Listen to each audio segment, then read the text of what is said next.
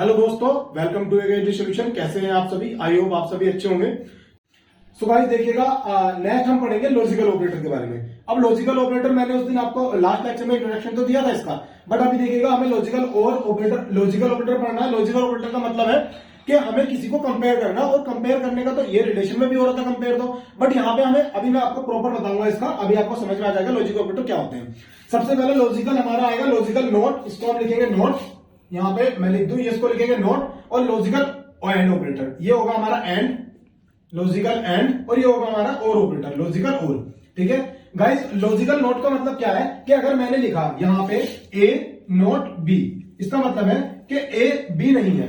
ठीक है, इसका मतलब ए बी नहीं है, मतलब ए की वैल्यू अगर 5 है तो बी की वैल्यू 5 मैंने लिख दी नोट। इसका मतलब ये कह रहा है कि ए की वैल्यू 5 है, बी की वैल्यू 5 नहीं है। इट मीन यहां से क्या फॉल्स रिटर्न होगा। अब उसके बाद एंड ऑपरेटर। एंड ऑपरेटर का मतलब जो है हमारा, इसके लिए मैं गाइस आपको बता दूं कि ये कैसे चलेगा। जैसे कि मैंने लिखा ए इक्वल बी, ए के साथ मैंने इक्वल ऑपरेटर लगाया, उसके बाद मैंने लिखा एंड ऑपरेटर लगाने के बाद मैंने लिखा ए ग्रेटर देन सी। ठीक है गाइस, ये मैंने लगाया। अब देखिएगा यहाँ पे ध्यान से देखिएगा कि इसने कहा है एक स्टेटमेंट में दो चीज कह दी है कि ए इक्वल आर। तो यहाँ पे कहा है कि उसने, सॉरी ये आर नहीं है, ये बी है। उसने कहा ए इक्वल बी, मतलब ए बी के इक्वल होना चाहिए। दूसरा उसने कहा है कि ए ग्रेटर देन सी, ए सी से बड़ा होना चाहिए। इट मींस अगर ये वाली कंडीशन ट्रू रिटर्न करेगी, ये वाली, अगर ये वाली कंडीशन ट्रू रिटर्न करेगी तो ये वाली कंडीशन ट्रू रिटर्न करेगी, सॉरी ये वाली कंडीशन ट्रू रिटर्न करेगी। जब ये दोनों कंडीशन ट्रू रिटर्न करेगी तब ये एंड ऑपरेटर सेटिस्फाई होगा। इट मींस यहां पे ये वाली कंडीशन भी ट्रू होनी चाहिए, ये भी ट्रू होनी चाहिए। अगर ये दोनों कंडीशन ट्रू होंगी, अगर ये दोनों कंडीशन ट्रू होंगी तो ये ट्रू रिटर्न करेगा।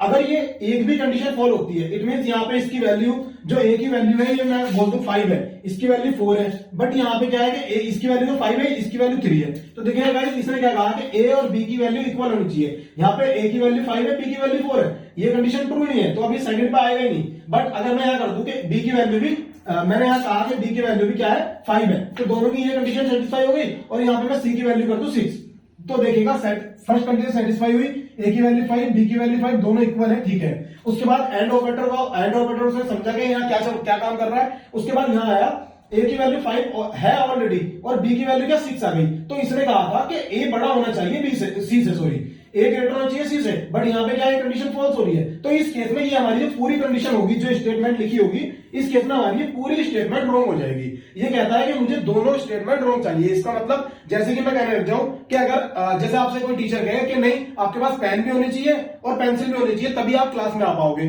तो इसका मतलब क्राइटेरिया ये है कि आपके पास पेन और पेंसिल बोथ होने चाहिए तभी आप क्लास में आ सकते हो, अदरवाइज वो आपको क्लास से डिवाइड कर देगा। ठीक है गाइस, ये इसका क्राइटेरिया है एंड का, बोथ इसकी कंडीशन ट्रू होनी चाहिए। ठीक है, उसके बाद हम पढ़ेंगे लॉजिकल और। मैं इसी में लगा ले रहा हूं गाइस, देखिएगा। अब मैंने लॉजिकल, अगर मैंने और ऑपरेटर लगाया, ठीक है, ये लॉजिकल ऑपरेटर और क्या बोलता है, और बोलता है कि या तो ये कंडीशन ट्रू हो या ये कंडीशन ट्रू हो, मेरे को कोई फर्क नहीं पड़ता, एक भी कोई सी भी कंडीशन ट्रू हो मैं ट्रू रिटर्न करूंगा। अगर ये कंडीशन मान लीजिएगा, ये कंडीशन ट्रू रिटर्न कर रही है और ये कंडीशन फॉल्स रिटर्न कर रही है, बट फिर भी इसके अंदर जो स्टेटमेंट होगी वो क्या रिटर्न करेगी, ट्रू रिटर्न करेगी। इसका मतलब ये इसके लिए कोई एक कंडीशन ट्रू रिटर्न हो। जैसे कि एग्जांपल, वही ओल्ड एग्जांपल कि गाइस, अगर टीचर बोले कि आपके पास पेन हो या पेंसिल हो, अगर आपके पास पेन है तो भी आप क्लास में आ सकते हो, पेंसिल है तो भी आ सकते हो।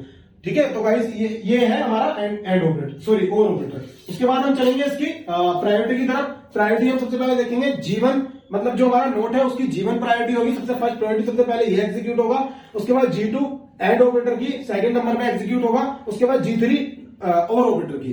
ठीक है गाइस, और ऑपरेटर की G2 हो गई।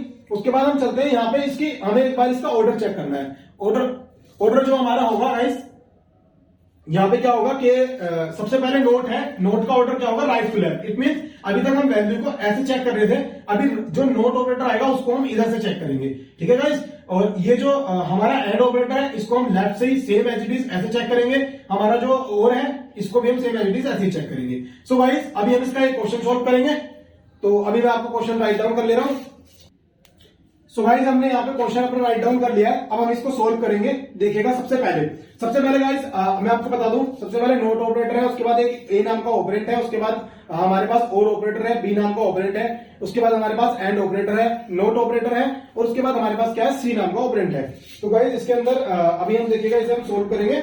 अब क्या करना है, सबसे पहले हमें इसको सोल्व करना है प्रॉपर। सोल्व हम कैसे करेंगे, देखिएगा सबसे पहले हमारे पास क्या है, यहाँ पे एंड नोट ऑपरेटर है, और नोट कहां से चलता है, राइट टू लेफ्ट। तो इसका मतलब सबसे पहली प्रायोरिटी नोट की है। अब हम आगे जाएंगे नहीं चेक करने, सबसे पहले प्रायोरिटी नोट की है, तो हम नोट को ही चेक करेंगे। तो ये चलेगा किधर से, राइट टू लेफ्ट। तो सबसे पहले गाइस हमारा क्या रिजोल्व होगा, हमारा ये वाला पोर्शन रिजोल्व होगा। इसकी क्या होगी, हमारी फर्स्ट नंबर पे हमारा ये रिजोल्व हो गया। उसके बाद गाइस यहां से हमारा ये रिजोल्व हो गया। इसके अंदर हमारा सेकंड नोट बचा है, तो इसका मतलब हमारा सेकंड नंबर पे ये रिजोल्व होगा, हमारा सेकंड ये रिजोल्व हो गया गाइस, ठीक है। उसके बाद देखिएगा यहाँ पे जब हमारा सेकंड ये रिजोल्व हो गया है, अब हम क्या करेंगे, हमारे पास ये जो बचा हुआ है इसको हम ऐसे कर ले रहे हैं यहां से। अब हमारे पास क्या बचा हुआ है, एंड ऑपरेटर, सॉरी और ऑपरेटर, एंड ऑपरेटर। अब दोनों की प्रायोरिटी देखिएगा, सब प्रायोरिटी किसकी हाइयर है, इसकी हाइयर है। अभी मैं लिख दे रहा हूं यहाँ प्रायोरिटी G1 थी इसकी, और इसकी G1 थी, और इसकी क्या है, G2 है, इसकी G2 है। तो हम क्या करेंगे, इसको रिजोल्व करेंगे यहां से। हमने तीसरे नंबर पे इसको रिजोल्व कर लिया है। अब हमारे पास क्या बचा है, हमारे पास सीधा ऑपरेटर बचा है, और ये एक ऑपरेटर बचा, ऑपरेंट बचा है। अब सब ये ऑपरेट हो गए, तो हमारे पास एक ही ऑपरेटर बचा है। हम लास्ट में इसको रिजोल्व कर देंगे, ठीक है गाइस। तो ये हो गया हमारा फोर्थ नंबर पे। इसकी क्यों, क्योंकि इसकी जो थी हमारी G3 थी।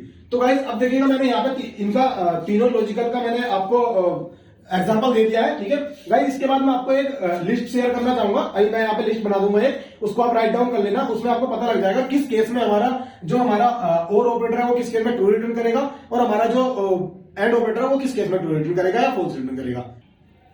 सो गाइस हमने यहाँ पे टेबल बना लिए। सबसे पहले मैंने एंड ऑपरेटर के लिए, उसके बाद और ऑपरेटर के लिए, उसके बाद नॉट ऑपरेटर के लिए। गाइस इस टेबल को ध्यान से देखिएगा। अभी ये सब आपके लिए गाइस बहुत इंपॉर्टेंट है। मैंने आपसे पहले लेक्चर में कोई आपको इंपॉर्टेंट नहीं बताया, बट मैं इनको बता रहा हूँ, ऑपरेटर बहुत ज्यादा इंपॉर्टेंट है आपके लिए, ठीक है गाइस। और देखिएगा सबसे पहले मेरे पास ये ऑपरेंट है, एक्स ऑपरेंट है वाई, और आर बोले तो रिजल्ट, ठीक है। सबसे पहले मेरी एक्स की वैल्यू 1 है, इट मींस एक्स की वैल्यू ट्रू, वाई की वैल्यू ट्रू, तो हमारे पास जो रिजल्ट आएगा वो भी ट्रू आएगा। उसके बाद में गाइस देख लो, इसके अंदर अगर मैं एक ऑपरेंट की वैल्यू फॉल्स है, इट मींस इसकी वैल्यू 1 है, सॉरी एक ऑपरेंट की वैल्यू ट्रू है और दूसरे की फॉल्स है। अगर एक फॉल्स हो और एक ट्रू हो, तो उसके बाद हमारे एंड ऑपरेटर में जो रिजल्ट आएगा वो फॉल्स आएगा। उसके बाद गाइस मैं बता दूं कि हमारे पास दूसरे इस केस में दूसरा है कि अगर एक ऑपरेंट की वैल्यू फॉल्स हो और दूसरे की वैल्यू हमारी ट्रू हो, ठीक है, इसकी वैल्यू हमारी ट्रू हो और इसकी वैल्यू हमारी फॉल्स हो, तो हमारा रिटर्न क्या आएगा, इनमें से हमारा रिटर्न आएगा फॉल्स, ठीक है गाइस।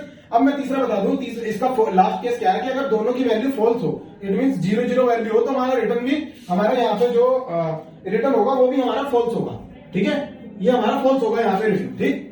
और उसके बाद गाइस हम आएंगे एंड और ऑपरेटर में। और ऑपरेटर की लिस्ट क्या बोलती है कि अगर वैल्यू हमारे पास ट्रू हो, फर्स्ट ऑपरेंट की, दूसरे की भी ट्रू हो, तो इसका रिजल्ट भी ट्रू आएगा।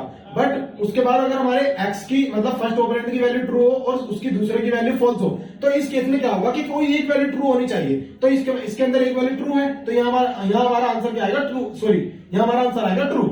और उसके बाद सेकंड केस के एक की वैल्यू तो फॉल्स है, बट दूसरे की वैल्यू क्या है, ट्रू। तो आपको पता ही है कि अगर एक वैल्यू ट्रू होगी तो आंसर आएगा ट्रू। उसके बाद हम थर्ड लास्ट केस में चलते हैं। लास्ट केस क्या है कि यहां से भी फॉल्स रिटर्न कर रहा है और यहां से भी फॉल्स रिटर्न कर रहा है, तो इसका मतलब लास्ट में क्या रिटर्न करेगा, ये भी फॉल्स रिटर्न करेगा, ठीक है गाइस। ये और ऑपरेटर की लिस्ट है। अब हम चलेंगे नोट ऑपरेटर पे। नोट ऑपरेटर क्या बोलता है गाइस, देखिएगा अगर आपने एक्सेप्ट किया है ट्रू, अगर आपने ट्रू एक्सेप्ट किया है तो उसको फॉल्स कर देगा, ठीक है, और अगर आपने फॉल्स एक्सेप्ट किया है तो उसको ट्रू रिटर्न कर देगा।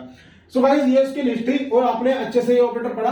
सो गाइस अगर आपको लेक्चर अच्छा लगा हो और आपको समझ में प्रॉपर आ रहा हो तो लाइक करें, शेयर करें। और गाइस मैं बता दूं आपको, आप हमारे इस चैनल को सब्सक्राइब कर लीजिएगा, क्योंकि हमारे चैनल को अगर सब्सक्राइब करते हैं आप, जो हमारी लेटेस्ट वीडियो है आने वाली सभी आपका नोटिफिकेशन आपको मिल जाएगा और आप सबसे पहले देख पाओगे। Thanks for watching.